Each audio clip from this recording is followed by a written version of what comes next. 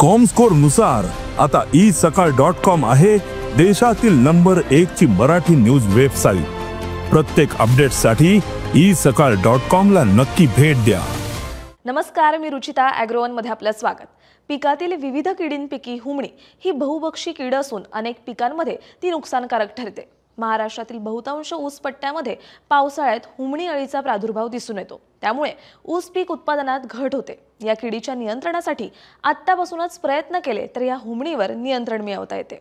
हुमणी ही कीड ऊस या पिकाशिवाय भात, भुईमूग, मका, बाजरी या पिकांमध्ये आढळून येते। हुमणीच्या आळ्या पिकांची तंतुमुळे खातात, ती उपलब्ध नसल्यास सेंद्रिय पदार्थ खातात। तंतुमुळाचा फडशा पाडल्यानंतर अळ्या पिकांची मुख्य मुळे खाण्यास सुरू करतात, त्यामुळे झाड वाळतं।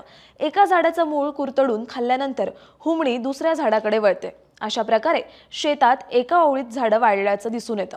प्रामुख्याने ऑगस्ट, सप्टेंबर या महिन्यांमध्ये हुमणी अळीच्या प्रादुर्भावामुळे जास्त नुकसान होते। हे नुकसान टाळण्यासाठी पहिल्या पावसानंतरच बाहेर येणाऱ्या भुंगरे गोळा करण्यापासूनच हुमणी अळीच्या नियंत्रणासाठी सामूहिक प्रयत्न करणं गरजेचं असतं। याशिवाय मेटारायझिम हे बुरशीपासून तयार केलं जाणारं जैविक कीडनाशक आहे।